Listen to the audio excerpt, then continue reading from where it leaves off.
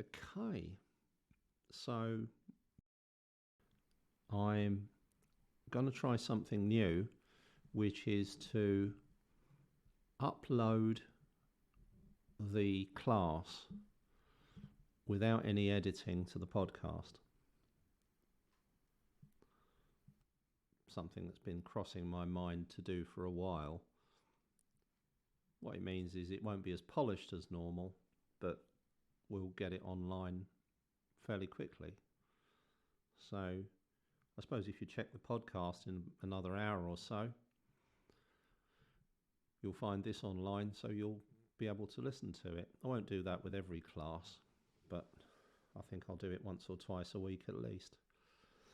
And then that gives you a chance to go over things, because I know, if you do a meditation class and you think, oh, well, that was great meditation, but I was so out of it, I don't even remember what it was. I want to do it again. You'll be able to check in. I hear that quite a lot. You'll be able to check in with the podcast. If I don't put them online on the Loving Awareness Meditation Course podcast, then I'll probably add them. I'd like to get to the point where I add almost everything, whether it's perfect or not. So what I thought I'd do today is it sort of popped into my mind to do a class on can't meditate, won't meditate. So here's the ideal scenario. What seems to happen when you go on to a course, some meditation training somewhere? It seems to be that the meditation teacher generally, and I must admit it's an ideal, and it would be wonderful if everybody could do it, but everybody can't. The meditation teacher tries to get you to do your half-hour meditation or whatever it is every morning. The reality is, in the modern world, I think pretty much anybody who can, where we are at the moment, everybody who can get up in the morning and do a half hour's meditation is already doing it. So that's kind of, that boat sailed. One of the things to remember about the highly disciplined regular practice is that it's even if you're a regular meditator and you get up every morning and you do your half hour, there will be times when you can't, and then so possibly your practice will slip. Pretty much with everybody, it's a wave motion. We go through periods where we feel like we're making more progress with our meditation practice, and at other times it feels like the practice slips. So what I've always done, I've never pressurized anybody. Have you done your homework? I've actually done a course where essentially that was the approach of the teacher, and I think that's unhelpful. I always have done. And so I always try to softly approach, see how you can get it into your life, and made some suggestions. Now I think that it's more useful if I push that set of ways to meditate without having to find the time and motivation to do it up the priority list. So number one is meditating when you get to bed at night, before you get to sleep, which a lot of people do anyway. Many people use meditation as an aid to sleep. I did, and I still do. So that's when you get to bed at night, or maybe when you wake up in the morning before you get out of bed. And that's got a name. It's called beditation. And it's a valid practice. You will find that it will be different to, for instance, meditating in this group. And I'll come to group meditation in a moment. The reason that it's different is because when we wake up in the morning and when we're just about to go to sleep, we're experiencing a different psychophysiological state to the one that we normally experience. For a start, if you're just about to go to sleep, you're tired. If you're waking up in the morning, it actually takes your physiology and your mind, as we all know, a while to get into gear. And that period until we feel fully energized, that's assuming we do, that period before then, there's another psychophysiological state. So although they're not ideal, they're incredibly useful. If any of you use an alarm to wake up, yes, you press the alarm and no doubt you've got it on snooze. If you're not so tired you go back to sleep during the snooze, you can use the snooze period to meditate in and do a short meditation then. So that's the first category of meditation without having to find the time to meditate. The next one, the most obvious one, is walking meditation. Now, on my podcast, the Loving Awareness Meditation Course podcast, the most popular meditations are my walking meditations. I was just speaking to somebody today, actually, who told me that she does the walking meditations. What she did, instead of, because some of them are designed for you to listen into as you walk. So the way I recorded them, I actually went out and did a walking meditation. And while I'm doing it, I'm describing what happens. That's how I teach meditation. Almost invariably, while I'm guiding your meditation, I'm meditating as well. I can't really see how anybody can do it without doing that, but it does seem to happen. And from time to time, I'm not meditating, but I find that unsatisfactory. So there I am, I'm doing my walking meditation and I'm explaining what the experience is like, and the students, they've got their app with their headphones on and they're walking along. And so I originally did these live. We did them on Podbean, which was great fun because you're online chatting to other people and they're just about to start their walk as well. And the thing is, we all walk. If you don't walk very much, now's the time. I know about the rain, but there's no such thing as bad weather. There's just bad wet weather clothing. So what we want to be able to do is to use up that time to meditate in. Very often when we're walking along, the mind's going round and round in circles. We're on autopilot. We're thinking about, got to do this, got to do that. This is going to happen. That's going to happen. This was a bad thing. That was a bad thing. So it's a useful thing to do to meditate because we're not ruminating. And we're also connected to the present moment. We're experiencing the present moment, the rain, the experience of now. So that's another category of times and places that you can meditate without meditating. And then there's another one which I hadn't put down in this set in my mind. I hadn't categorized it as one of the ways that you can meditate without meditating. And that, of course, is our group meditation classes. I used to love going along to group meditation classes because you just sit there and the teacher teaches the meditation and you follow along, and if you don't fancy that, you can drift off and do your own meditation. And one of the things that happens, whether you're online or in person, is you do notice an elevated experience. There's actually a study paper looking into and theorizing why people experience this thing known as the power of group meditation. So let's say you're doing a focus meditation. you'll find that your focus is improved. If you're doing a relaxation meditation, you'll discover that you're better able to relax. It gives it a boost. It gives it a boost online, but it gives it even more of a boost in person. And they were figuring out what it might be, and there are a lot of things.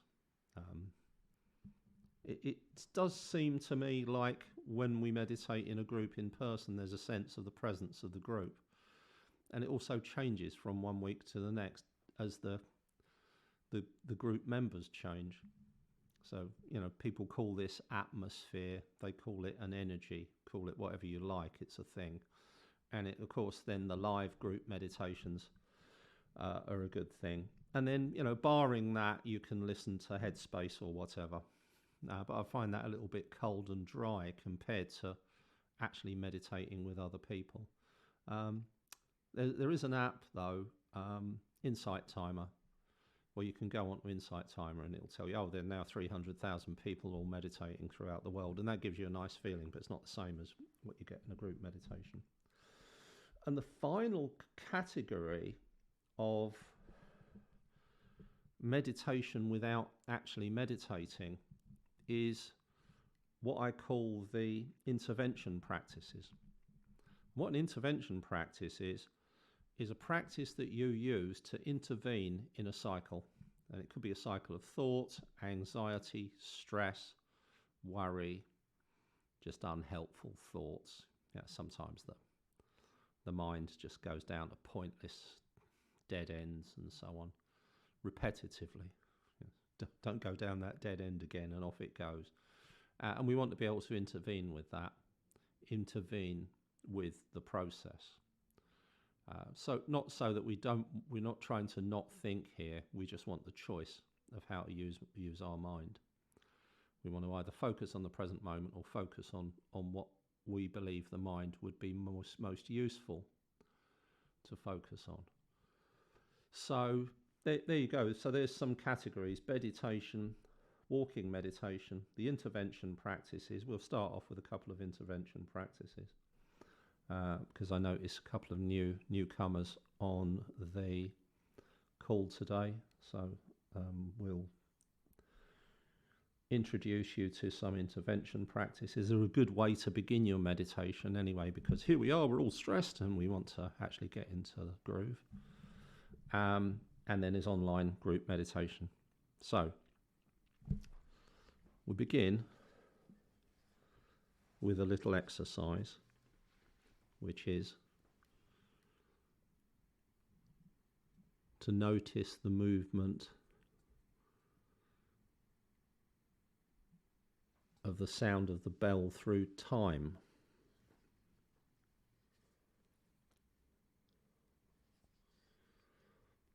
We're just following the sound of the bell.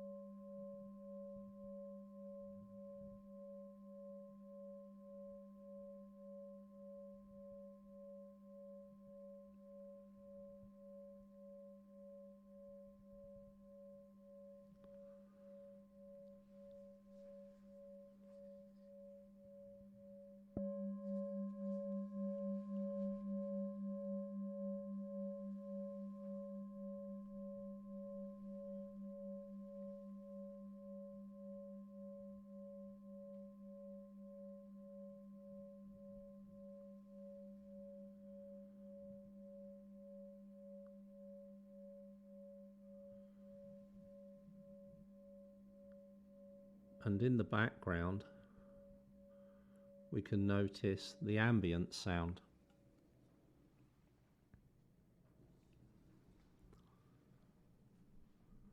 Sound of an airplane, sound of traffic, people's voices,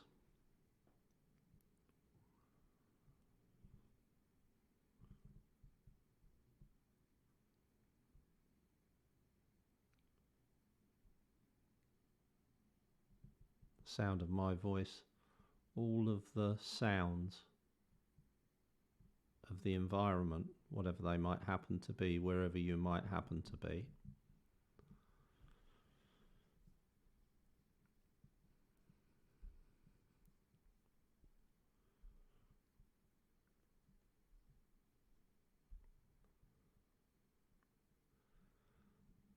And what we're doing is just following that sound as it moves through time.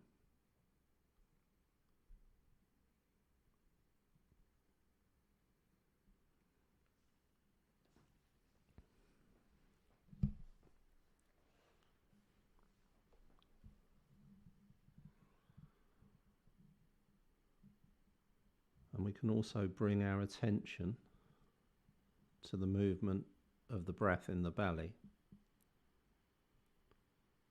just at the point where the belly meets the chest.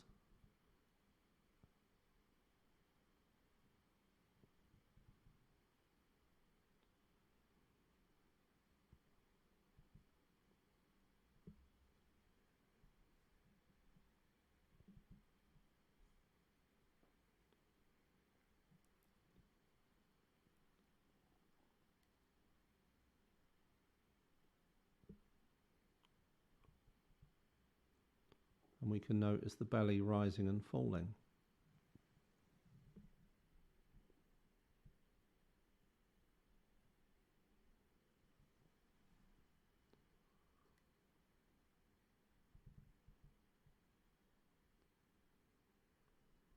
We're following that movement of the belly all the way up and all the way down.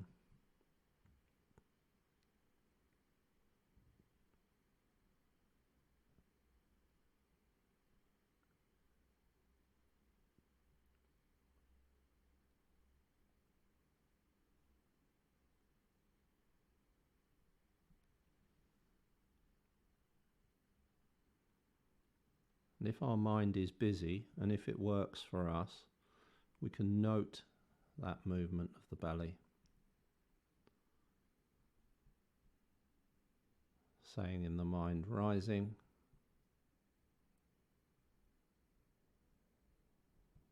falling, rising, falling, as the belly rises and falls.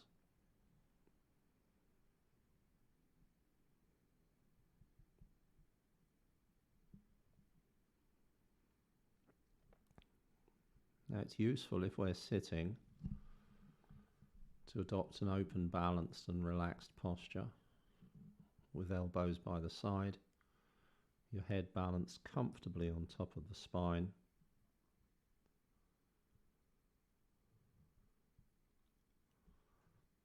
tongue gently up against the back of the top teeth in contact with the sharp part of the bottom teeth.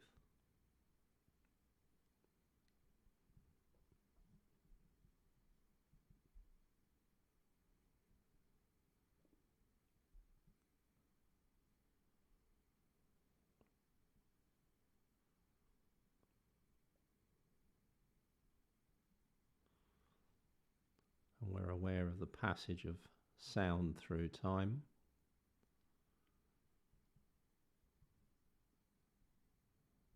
And the movement of the belly.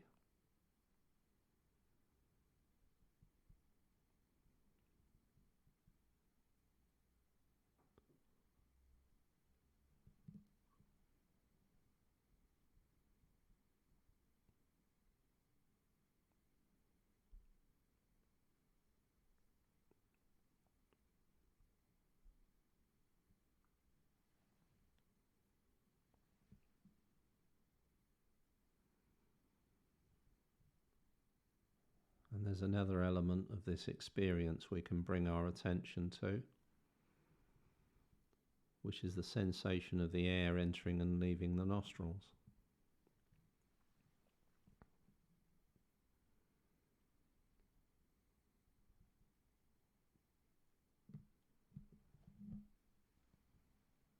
And notice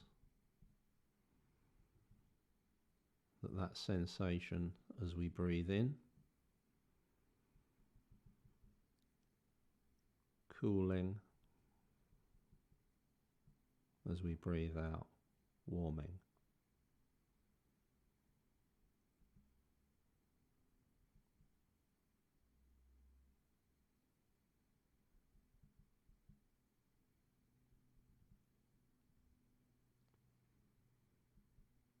And what we want to notice is the synchronization.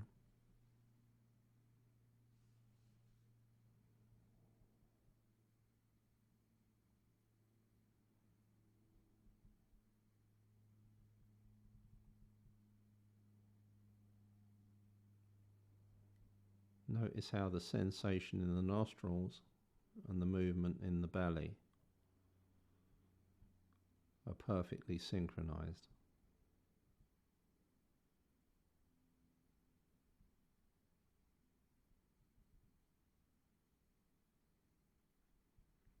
And notice how the speed at which they move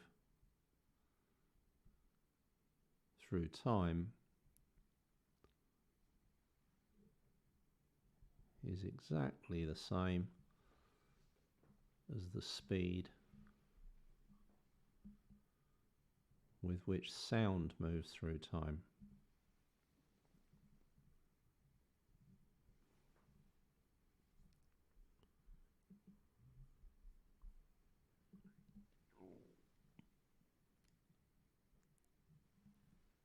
And we're just noticing that movement through time.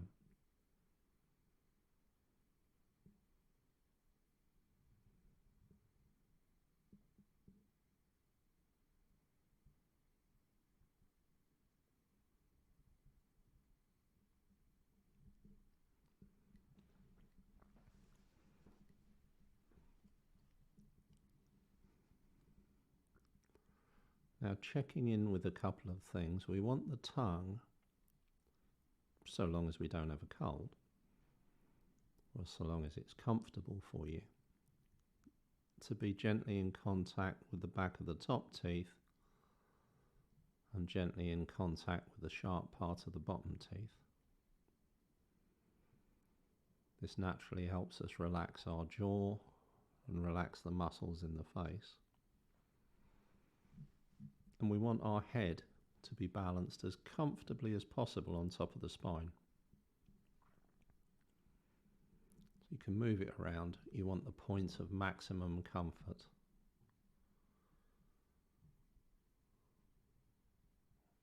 That's when less muscles are in action,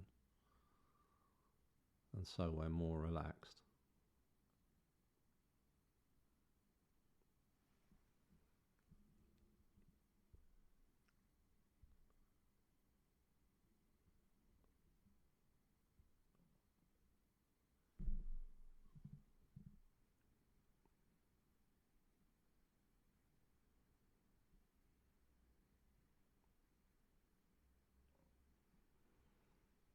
And then if we bring our attention to the center of the eyeballs,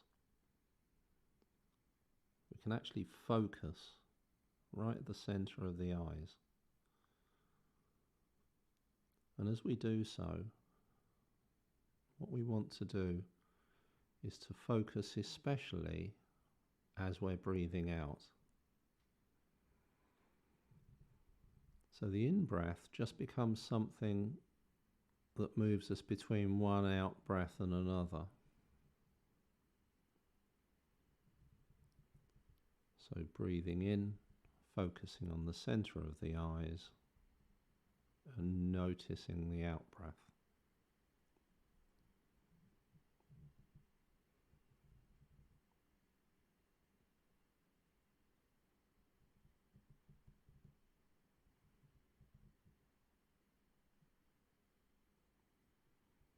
And counting the out-breaths.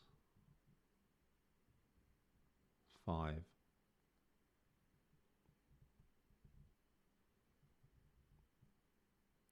6.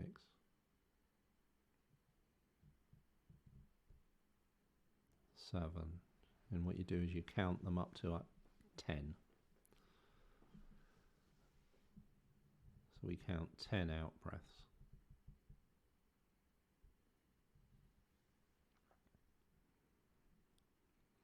And then breathing in, bringing our attention to our nostrils, noticing the coolness of the in-breath. And as we breathe out, we scan down mouth and lips, jaw and throat. Just noticing how they feel. Nostrils, mouth and lips, jaw and throat.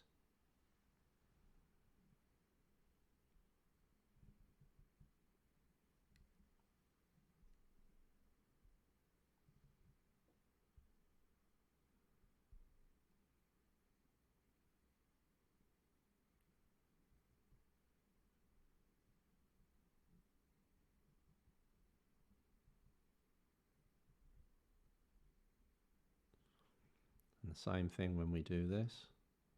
We count 10 out breaths. And if you're seated, elbows by the side, head balanced comfortably, bring your attention to the base of the skull. And as you breathe out, scanning down both shoulder muscles, down to where the arms are hanging. Breathing in, base of the skull. Breathing out, scanning down the shoulder muscles.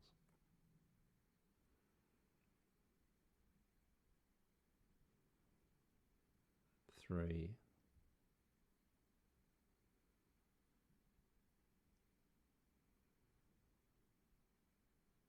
4,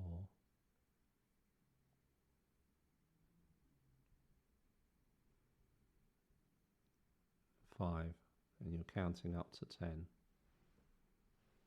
10 out breaths.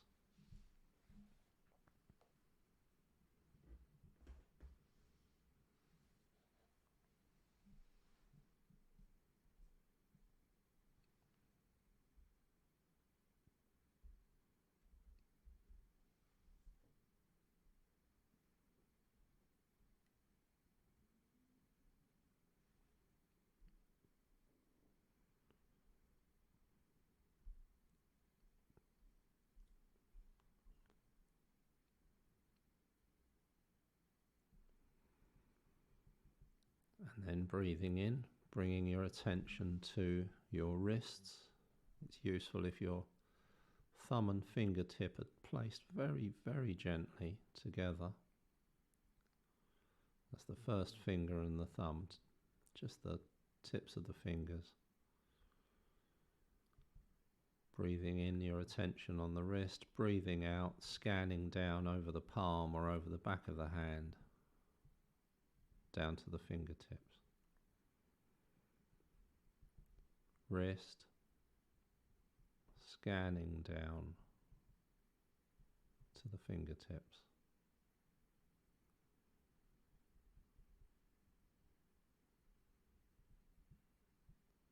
Three,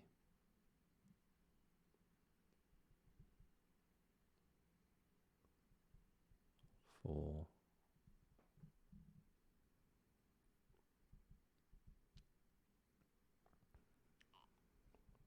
5, and just counting up to 10 out breaths.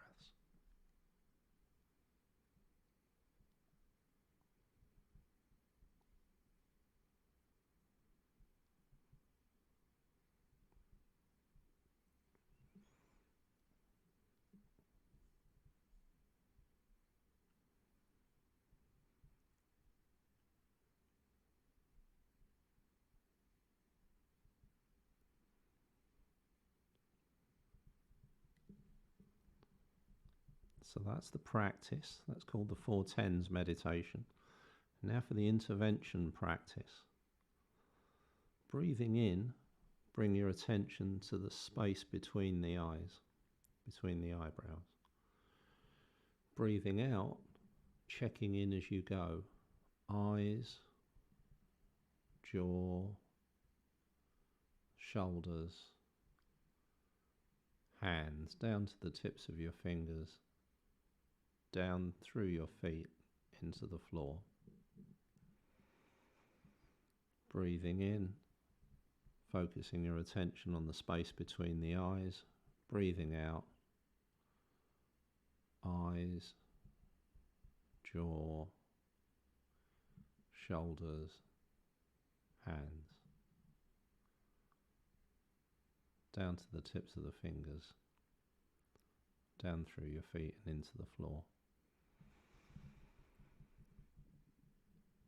Space between the eyes, jaw, shoulders, hands, down through your feet and into the floor. Space between the eyes, jaw, shoulders, hands, feet, into the ground. And now just return your attention to the space between the eyes. It's not a sharp point, it's the whole of that area. So this is a soft and gentle focus on the space between the eyes. You're not focusing on any part of the body. You're not interested in how it feels. You've got your attention on that space.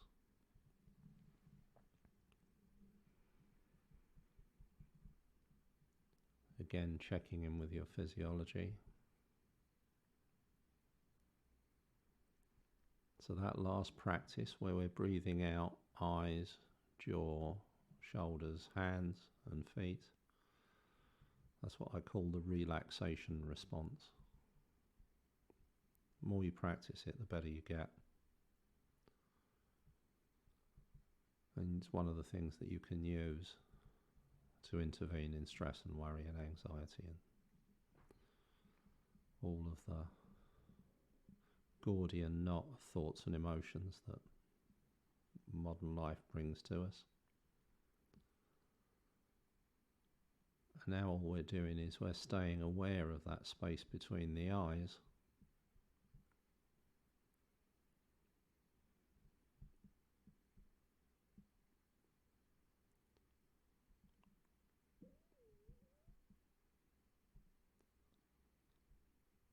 And by focusing on that space, known as the third eye,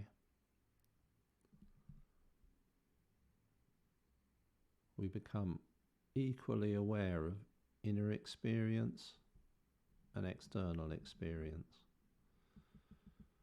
So if there's any thoughts or emotions, you're aware of those. If there's any sounds, you're aware of those. If it's cool or warm, if you're tired or alert, if there's any movements in the building around you,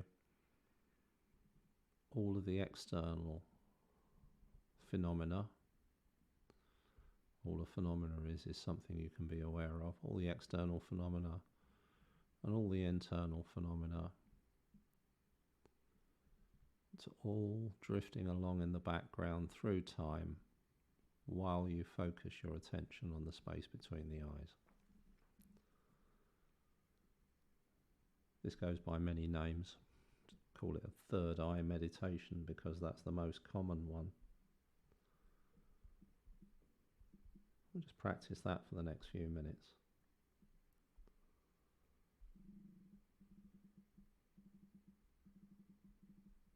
We're just noticing all these phenomena arising and subsiding.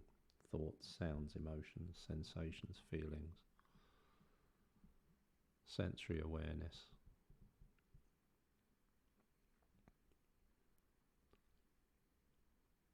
And we just retain a soft, gentle awareness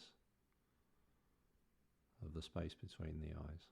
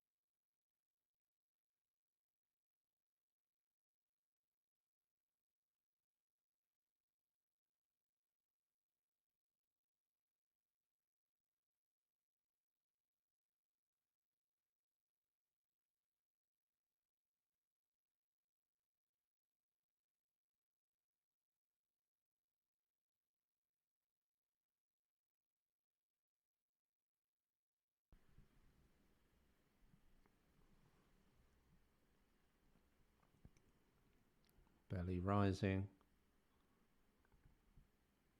belly falling.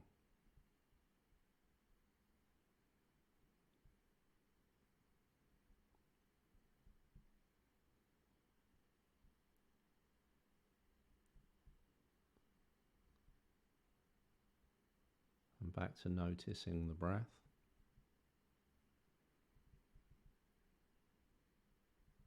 The movement in the belly and in the nostrils.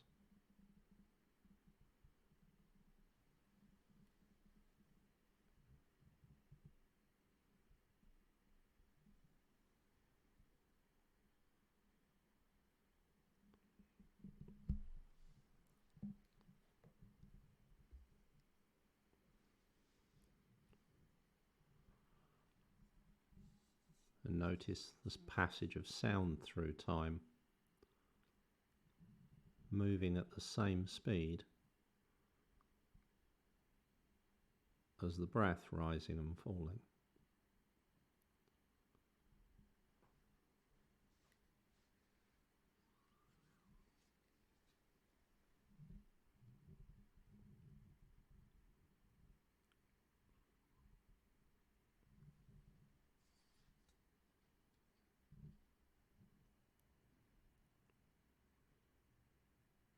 And notice the movement of the sound of the bell through time.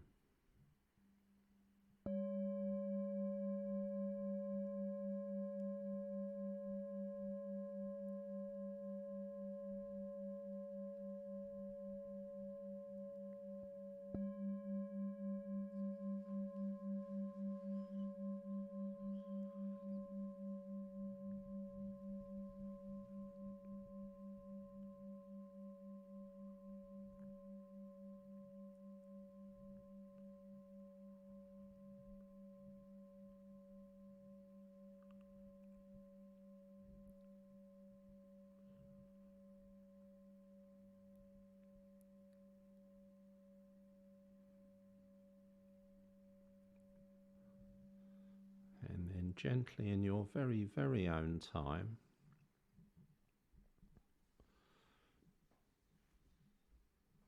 return your attention to your surroundings. Okay, so that's it for tonight.